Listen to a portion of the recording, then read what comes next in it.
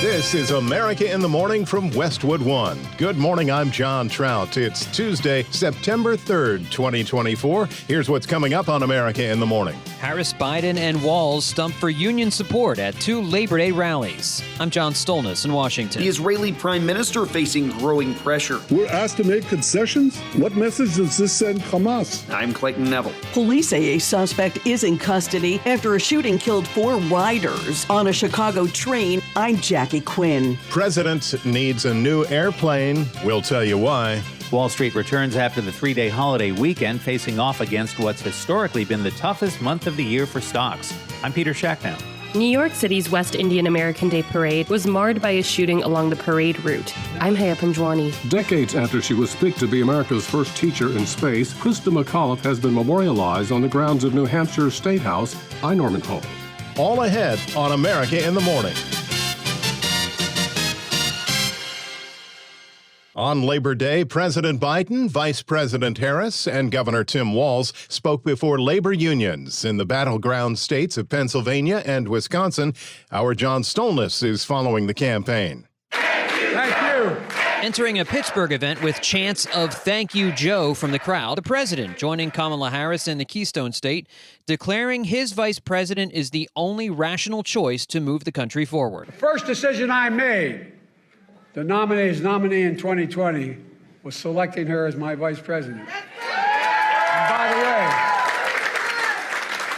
way, it was the single best decision I made as president of the United States of America. Speaking in a city built on the steel industry, Harris officially agreeing with the Biden administration's position to oppose the sale of U.S. steel to Nippon Steel of Japan. And it is vital for our nation to maintain strong American steel companies, and I couldn't agree more with President Biden. Harris voicing support for the work accomplished by American unions. You may not be a union member, but you better thank unions for that 5-day work week. Thank unions for sick leave. Thank unions for paid family leave. Thank unions for your vacation time. In Milwaukee, Harris's running mate Governor Tim Walz took to the stage at a Labor Fest event. Unions and organized labor are more popular today than at any time in our lifetimes. Prior to that appearance, a few vans traveling in the back of the governor's motorcade were involved in a traffic accident on the way to the event. We've spoken with the staff. I'm relieved to say that with a few minor injuries, everybody's going to be okay. The Trump campaign had no public events scheduled for Labor Day. Over the weekend, Trump spoke on Fox News and appeared to admit interfering in the 2020 presidential election. Whoever heard you get indicted for interfering with a presidential election where you have every right to do it? You get indicted and your poll numbers go up. When people get indicted, your poll numbers go down. Later today, a new book by the former president will be out entitled Save America, which Winning Team Publishing says showcases his accomplishments and articulates his vision for the country. John Stolnis, Washington. The killing of more hostages in the Middle East by the terrorist group Hamas is prompting reaction from around the globe. Correspondent Clayton Neville reports. Hamas releasing terrorist propaganda footage of 6 hostages who were abducted from Israel and recently murdered, among them an Israeli American. The hostages were found over the weekend by Israeli forces during an operation in Hamas's Gaza tunnels. Since then, the calls for a ceasefire have become even louder than they were. Israeli Prime Minister Benjamin Netanyahu being urged to pause the continued retaliation to Hamas's October 7th attacks on Israel. These murderers executed 6 of our hostages. They shot them in the back of the head. And now after this, we're asked to show seriousness? We're asked to make concessions? What message does this send Hamas? It says, kill more hostages, murder more hostages, you'll get more concessions. Netanyahu said there has to be international pressure on Hamas. We say yes, they say no all the time, but they also murdered these people. And now we need maximum pressure on Hamas. The hostages' deaths led to widespread protests over how Netanyahu's handling the conflict. Biden said he doesn't think the Israeli prime minister is doing enough to secure a deal. He was asked by reporters about how close a ceasefire deal could be. We're still in negotiations, not with him, with my colleagues from Qatar and from Still in negotiations, the president said, and Netanyahu firm in his response. I don't believe that either President Biden or anyone serious about achieving peace and achieving the release would seriously ask Israel to make these concessions.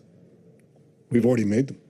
Hamas has to make the concession. In the States, planning starting to ramp up ahead of the one-year anniversary of the October 7th attacks. The University of Maryland announcing this week that it will only allow university-sponsored events to take place on campus on October 7th, essentially barring a Students for Justice in Palestine rally to be held on campus that day. Similar measures being considered at other universities. I'm Clayton Neville.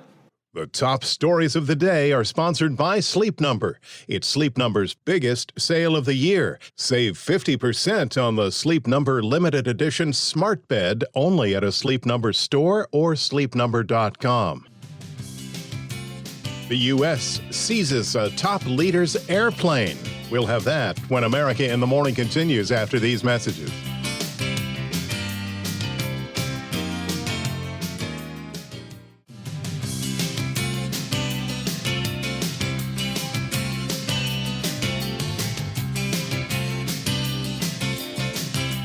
Welcome back. You're with America in the Morning. There's more potential for localized flooding in the Deep South today as moisture's training in from tropical sources. Here's AccuWeather.com meteorologist Matt Rindy. Heavy rain fell across a large part of central and western Texas for Labor Day as a tropical rainstorm near the Texas coast moved inland. Today, that rain will continue to produce moderate to heavy rain through these same parts of Texas, with some areas having localized flooding. The clouds and the rain will also keep it on the cooler side of average, with highs in the 70s and 80s, though a few places may hold in the 60s. This rainfall will slowly diminish tonight. There will be additional showers and thunderstorms forming along the Gulf Coast states from southern Louisiana through Mississippi into Alabama, Georgia, and Florida. And there will also be a few scattered thunderstorms developing along the South Carolina coast. Otherwise, a large area of high pressure will dominate the rest of the eastern two-thirds of the nation. This is going to lead to a cool, even chilly start across portions of the Great Lakes into the northeast, where temperatures will start the day in the 30s and low 40s, and there could be some areas of frost in northern Pennsylvania into northern New York and some of the elevated areas. Additionally, it's going to be a comfortable afternoon with plenty of sunshine and highs largely in the 60s and 70s, though getting into the 80s toward the Tennessee Valley into southern Ohio. Where it is going to be warmer is in the western plains from eastern Montana into the western Dakotas, southward to eastern Colorado, where highs will be well into the 90s with a few 100s. These temperatures could challenge records for the day. That's the weather across America. After a chilly start, Springfield, Massachusetts will have a nice day with plenty of sun and a high of 74. It'll be a cool day in Abilene, Texas, with periods of rain and a thunderstorm and a high of 73. I'm AccuWeather.com meteorologist Matt Rindy. Remember, you can follow us wherever you get your podcasts: Apple, Spotify, Amazon, and YouTube. Just search America in the Morning in your favorite listening app. I'm John Trout. Horrific details are emerging after a shooting on a Chicago-bound subway train. Correspondent Jackie Quinn reports police believe the killing of 4 people was a random act, and all 4 were asleep at the time they were gunned down. Shortly before 5:30 this morning, on an inbound CTA Blue Line train into the Forest Park stop. Currently, we know that there are 4 deceased from this incident, from this shooting. It's a horrible situation. Deputy Police Chief Chris Chin on WLS-TV says security cameras helped identify the suspect who fled after the early morning shooting, but was captured on another train. We believe it's isolated. Again, we're in the preliminary stages of this investigation. So video evidence is being reviewed. And the mayor of Forest Park, Rory Hoskins, says it's a horrible tragedy that 4 people are dead on Labor Day weekend. The mayor says the train station sees a lot of crime because of homelessness and drug addiction. We're calling on our leadership, countywide, statewide, to invest more resources. I'm Jackie Quinn. The president of Venezuela is going to need a new mode of transportation. The United States, in a very rare move, seized the private plane of Nicolas Maduro when it landed in the Dominican Republic, then flew it to Florida. The Biden administration said the aircraft was confiscated. A Caribbean-based shell company had been used to purchase the aircraft for $13 million from a South Florida seller sometime after 2022. The Justice Department said the plane, described by officials as that nation's version of Air Force One, was smuggled illegally out of the U.S. for use by Maduro, violating American sanctions on Venezuela. Key indicator of the economy, the jobs numbers do. A deeper dive when we return. America in the Morning, back after these messages.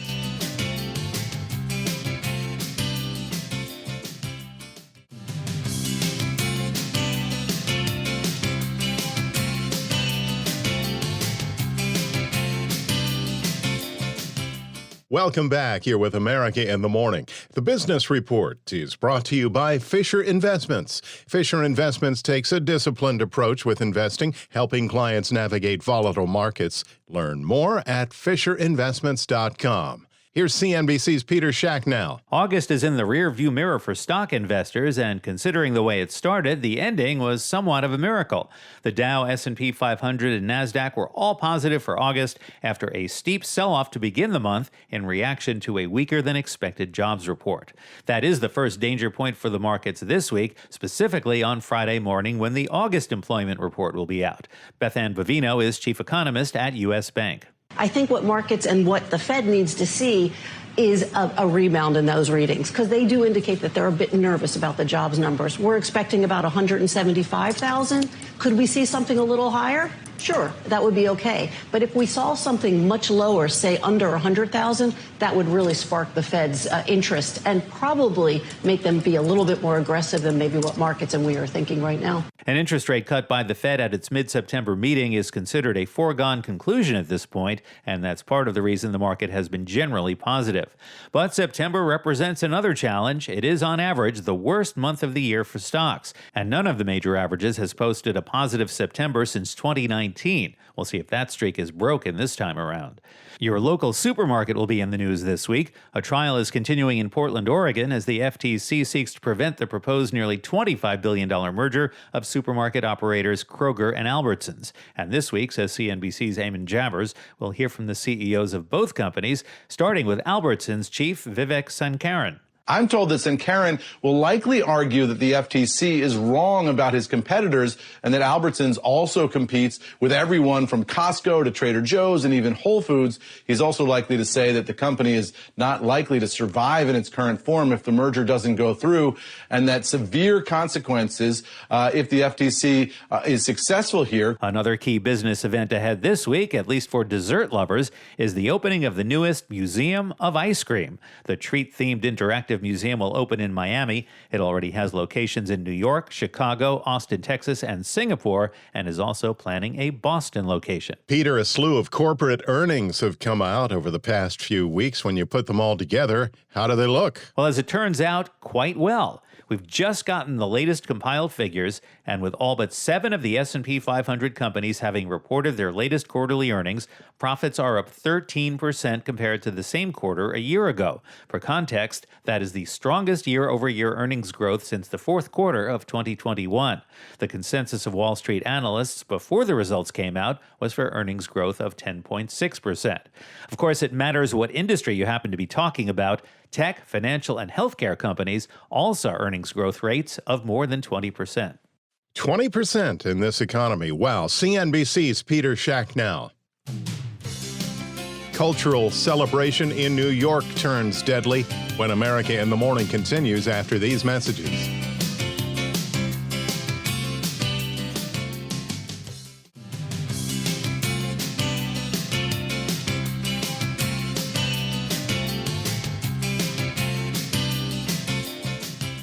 This is America in the Morning. Welcome back. In New York City, 5 people were shot at Brooklyn's West Indian American Day Parade, an event that usually brings together over 1 million people to celebrate Caribbean life. Correspondent Haya Panjwani reports. New York City's West Indian American Day Parade, one of the largest celebrations of Caribbean culture, was marred by a shooting along the parade route. We know one male black, in his 20s, slim build, wearing a brown shirt with paint stains and a black bandana, went into the crowd in front of 301 Eastern Parkway on a divider and fired his weapon numerous times into a crowd. The shooting happened hours after the parade kicked off, with thousands of revelers dancing and marching through Brooklyn. The parade, an annual Labor Day event in its 57th year, turns Brooklyn's Eastern Parkway into a kaleidoscope of feather-covered costumes and colorful flags, alongside floats stacked high with speakers playing soca and reggae music. I'm Haya Panjwani. 38 years after the Challenger space shuttle disaster, New Hampshire is memorializing teacher and astronaut Krista McCullough. Correspondent Norman Hall reports. Decades after she was picked to be America's first teacher in space, Krista McCullough has been memorialized on the grounds of New Hampshire State House in Concord, where she taught high school. McCullough was 37 when she was killed, one of the 7 crew members aboard the Challenger when the space shuttle broke apart on live TV on January 28, 1986. 3 engines now at 104%. Challenger, go at throttle up. Challenger, go at throttle up.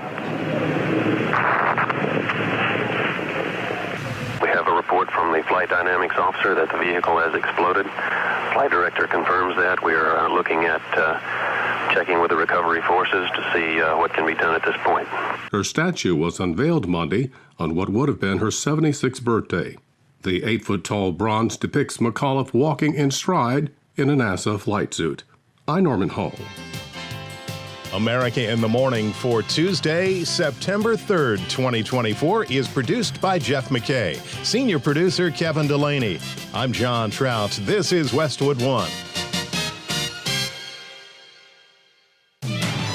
This is America in the Morning from Westwood One. I'm John Trout. Coming up this half hour. The White House is holding high-level meetings on the situation in Israel. I'm Jackie Quinn. Summer is unofficially over, one of the most chaotic political stretches in American history. I'm Sagar Meghani. Pushback from some Republicans surrounding President Trump's plan on IVF. I'm Clayton Neville. President Joe Biden joined Vice President Kamala Harris at a Labor Day Union rally. I'm Norman Hall. 2 dead after a driver plows into an outdoor patio at a tavern in Minnesota. I'm Pamela Burr. Federal judge stays an internet child protection law in Texas. I'm Chuck Palm. Adele plans to take a break from performing. I'm Kevin Carr. We're back after these messages.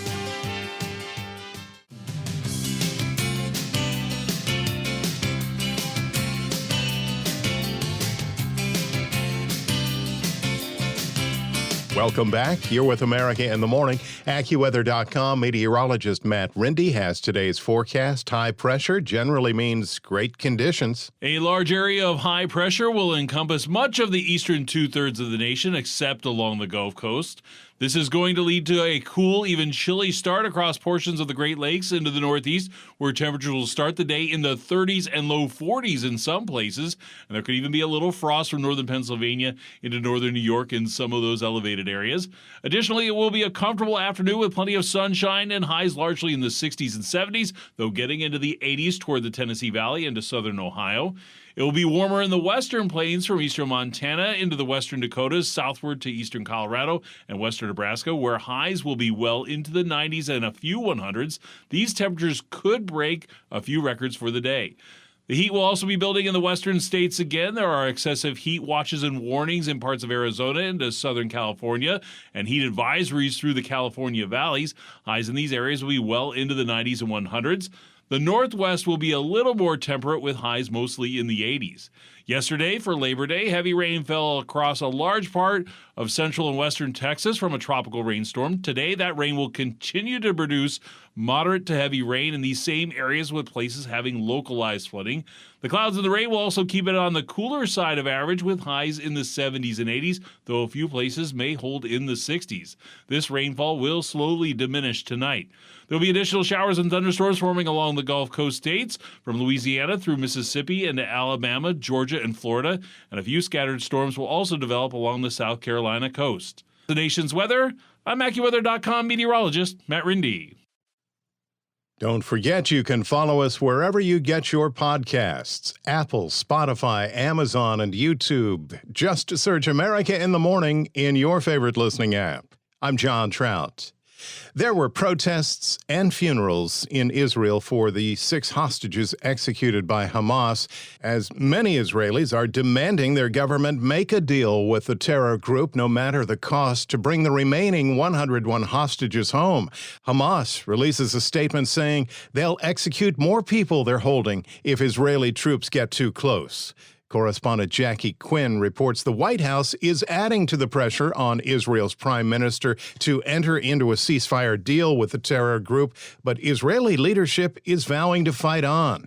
The White House is holding high-level meetings on the situation in Israel with the deaths of 6 hostages, including an Israeli American. The pressure internationally must be directed at these killers, at Hamas, not at Israel. We're asked to make concessions? What message does this send Hamas? It says, kill more hostages, murder more hostages, you'll get more concessions. President Biden flew back to the White House from Delaware with reporters waiting. Mr. President, do you think it's time for Prime Minister Netanyahu to do more on this issue? Do you think he's doing enough?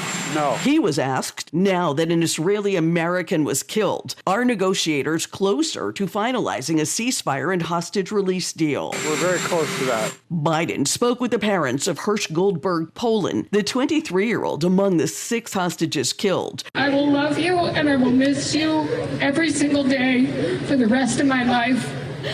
But you're right here. I know you're right here. I just have to teach myself how to feel you in a different way. Hirsch's mother at his funeral. Finally, my sweet boy. Finally, you're free. Thousands thronging the cemetery in Jerusalem. A national labor strike to demand a ceasefire was ended by an Israeli court. I'm Jackie Quinn. As we pass Labor Day and put the summer of 2024 behind us, Washington correspondent Sagar Meghani reports the time from Memorial Day to Labor Day will go down as one of the most chaotic in political campaign history. The race between Joe Biden and Donald Trump was already close when they debated in late June, and the president flubbed his way through it. It was really hard to watch. The mummy versus the dummy. The next day, I don't speak as smoothly as I used to. I don't debate as well as I used to. The president started facing calls to end his run from lawmakers and analysts like Nathan Daschle, who worried he would sink the party's chances. It's unavoidable. The White House billed the debate failure as simply a bad day. We want to turn the page on this. And while the president resisted pressure, I'm staying in the race. 3 weeks later, The best way forward is to pass the torch to a new generation. the president stepped aside. Trump cried foul. That was a coup. It was a vicious, violent overthrow of a president of the United States. Many Democrats, like David Strong in Oregon, were relieved. I just didn't feel like he was our best shot to beat Trump. The president immediately backed VP Kamala Harris. She's going to make one hell of a president. And Harris energized the party. The momentum in this race is shifting. And there are signs that Donald Trump is feeling it. In between, Trump faced near tragedy. Take a look at what happened. An assassination attempt at a Pennsylvania rally in mid-July. Moved my right hand to my ear, brought it down.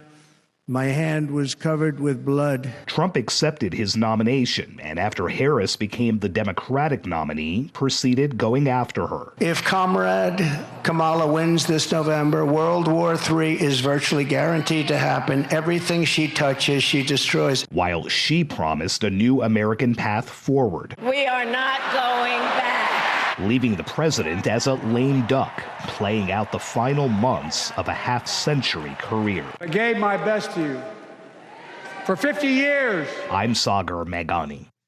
Former President Donald Trump's recent announcement surrounding in vitro fertilization at no cost to people is getting some pushback from high-ranking members within his own party.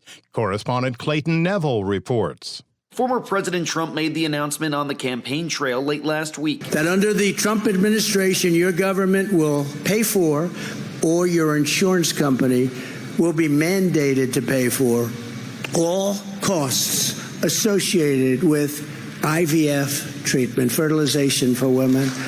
IVF treatment. The announcement's been called controversial, and there's mixed reaction among Republicans to it, but not about IVF. Instead, insurance companies footing the whole bill.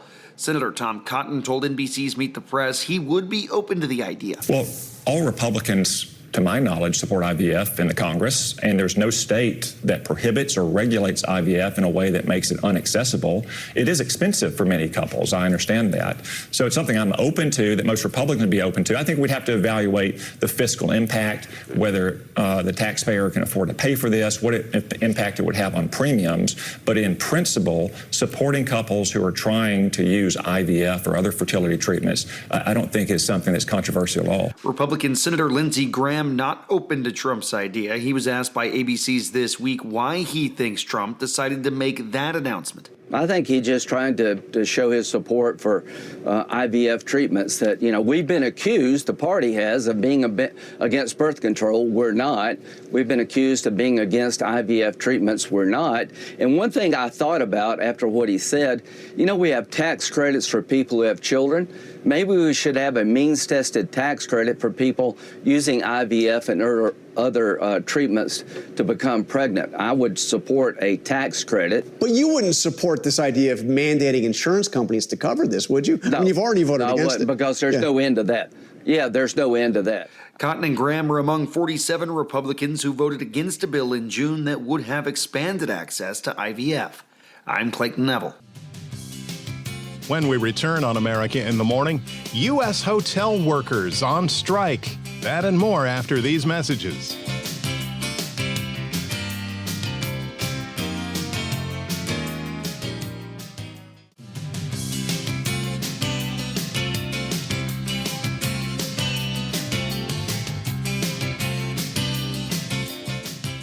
Welcome back. I'm John Trout. You're with America in the Morning.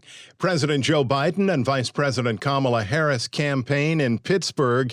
As correspondent Norman Hall reports, Harris highlighted at the event her opposition to the sale of Pittsburgh-based U.S. Steel to a Japanese company, a position similar to that of her election rival, former President Trump. President Joe Biden joined Vice President Kamala Harris at a Labor Day union rally. Let me ask you, are you ready to fight? Yeah! Are you ready to win? Yeah! Are you ready to elect Kamala Harris our next president of the United States of America? Biden said Harris is the only rational choice for president in November. This woman knows what she's doing. Folks, I promise you, if you elect Kamala Harris as president, it'll be the best decision you will have ever made. Yeah! Harris used the event to repeat the administration's opposition to the planned sale of U.S. Steel to Nippon Steel of Japan. The president mentioned it. U.S. Steel is an historic American company, and it is vital for our nation to maintain strong American steel companies, and I couldn't agree more with President Biden. U.S. Steel should remain American-owned and American-operated. The rally was held at an International Brotherhood of Electrical Workers Hall in Pittsburgh. I'm Norman Hall. The hotel workers' strike is getting larger. Baltimore workers are joining a massive nationwide strike against 3 major hotel chains during one of the busiest travel holidays of the year. Union workers are now on strike in 25 cities at hotels from Boston to the West Coast and Hawaii. The lodging chains facing striking workers include Hilton, Hyatt, and Marriott. Workers are complaining that the companies are reaping record profits, but have not restored standards from before the pandemic, and unions for the workers want higher pay and better working conditions, saying their wages do not cover cost of living expenses. This is America in the Morning. Tragedy in Minneapolis after a driver plows into an outdoor patio at a local tavern. Pamela Furr reports 2 patrons died. Police are investigating exactly how the accident happened. 2 people are dead, 4 others injured after a man drove into Park Tavern's parking lot and after attempting to park, drove that car into the outside patio area. One of the tavern's employees was killed and a Methodist hospital employee killed as well. The 4 injured, all nurses at that same hospital. One witness tells local TV station WCCO. Just really thankful that people came as quick as they did. I really hope that they live through this, and families can come back to Park Tavern. But this will be it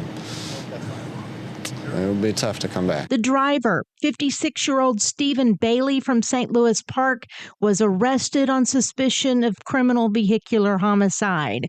Early Monday morning, a memorial was set up at the tavern with flowers and other items.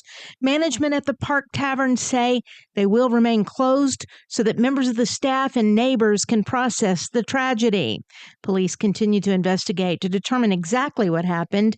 Bailey remains in custody. I'm Pamela Furr. Rancho Palos Verdes, California, is known for being a very upscale community. However, the trendy town is also perched on a cliff overlooking the Pacific Ocean, and landslides have forced the area's utility company to cut the power, gas, and water to over 140 homes in the neighborhood of Portuguese Bend, where the land is moving at a rate of 10 inches a week. That area, with multi-million-dollar estates, is home to one of the largest active landslides in the United States, shifting some houses by hundreds of feet over the years. Decades of heavy rains lead authorities to warn they may not be able to stop the growing movement of the land. This from Texas. A federal judge has put a partial hold on a law designed to limit exposure to certain content by children under the age of 18. Here's Chuck Palm with that in today's Tech News. A federal judge has issued a last-minute block of a Texas law that could require some large web service providers to identify minors and filter what they could see online. HB 18, or also known as the Securing Children Online Through Parental Empowerment Act, or SCOPE, was signed into law last year and was set to take effect over the weekend on September 1st. Late Friday, a court ruling determined that the monitoring and filtering requirements posed a significant threat to speech online. The SCOPE Act was primarily aimed at large social networks and includes limiting data collection and banning targeted advertising for children under 18. It would also prohibit financial transactions without parental consent. Judge Robert Pittman agreed to partially granting an injunction on the monitoring and filtering rules while the case proceeds. Tech advocacy groups have joined NetChoice and CCIA to sue to prevent the law from taking effect. Other states such as California, Arkansas, Ohio, and Mississippi are working on similar laws. Comment at allthetoptech.tech. I'm Chuck Palm. America in the Morning's Robert Workman has your Tuesday look at sports. Labor Day baseball, the Dodgers drilled the Diamondbacks 11-6. Freddie Freeman homered twice and drove in 5 for the league leaders. Shea Langelier's second home run of the game was the walk-off winner as the A's sank the Mariners. Brewers barreled over the Cardinals. Willie Adames hit his 29th homer of the season on his 29th birthday. He's gone deep in 5 straight games, and 13 of his long balls this year have been 3-run shots. That ties the Major League record set by Ken Griffey Jr. in 1996. Yankees ripped the Rangers. Giancarlo Stanton hit his 25th homer, 10th time he's reached that level in 15 big league seasons. Orioles walloped the White Sox. Gunnar Henderson's leadoff homer was his 34th of the year. That ties the franchise record for shortstops. Cal Ripken Jr. and Miguel Tejada also did that. 11 consecutive losses for Chicago, and that's only their 3rd longest losing streak this year. Guardians beat the Royals 6 losses in a row for KC. Pirates rallied from down 3-0 in the 8th to upend the Cubs. Padres shut out the Tigers. Mets won their 5th straight over the Red Sox. Reds got by the Astros, and the Twins shaded the Rays. U.S. Open tennis, top seed Iga Swiatek advanced to the quarterfinals. She hasn't dropped a set so far. Men's number 1 Jannik Sinner ousted American 14 seed Tommy Paul in straight sets. And 1 week into the college football season, 10th-ranked Florida State is now 0-2. The Seminoles lost at home to Boston College. They've gone from the top 10 to virtually out of the expanded playoffs by Labor Day. That's Tuesday Sports. Thank you, Robert. When we return on America in the Morning, pop superstar hangs up the microphone. That and more after these messages.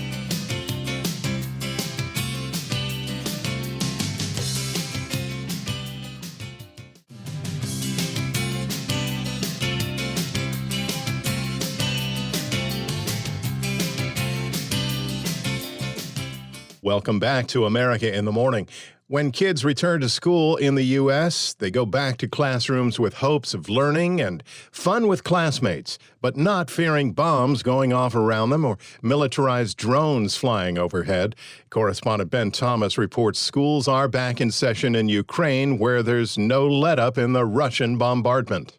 The latest Russian drone and missile attacks on Ukraine come as children start returning to school.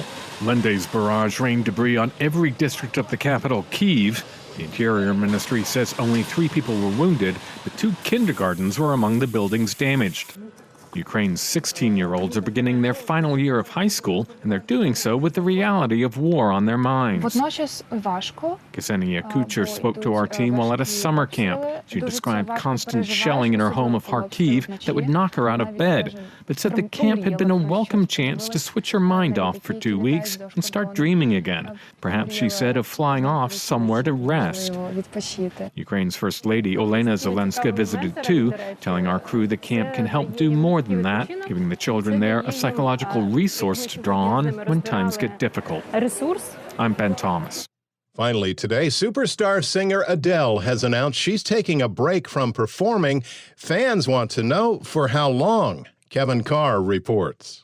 Musical superstar Adele will be taking some time to herself in the near future. The Skyfall singer made the tearful announcement at the end of her final concert in Munich, Germany on Saturday night. I will not see you for an incredibly long time, and I will hold you dear in my heart through that whole next of my break. She became visibly emotional on stage during the announcement, holding back tears as the next song began. When will I see you again? In recent months, Adele has hinted in various interviews that she would be taking a break from music after a continuous and strenuous performance schedule, except for a hiatus this past year for an extended illness. Adele returns to the States this fall to wrap up her final 10 shows of her Las Vegas residency. In a TikTok video of her Munich concert posted by user Paula Tervel, the Grammy winner said she is taking time for a new life. It has been amazing. I just need a rest, and I have spent the last 7 years building a new life for myself, and I want to live it now. I want to live my new life that I've been building, and I will miss you terribly. Adele has been performing Weekends with Adele at the Coliseum at Caesar's Palace for the past 2 years. She will finish up her final performances in October and November, topping out with 100 shows in Las Vegas. I'm Kevin Carr. America in the Morning for Tuesday, September 3rd, 2024 is produced by Jeff McKay. Senior producer Kevin Delaney. I'm John Trout. This is Westwood One.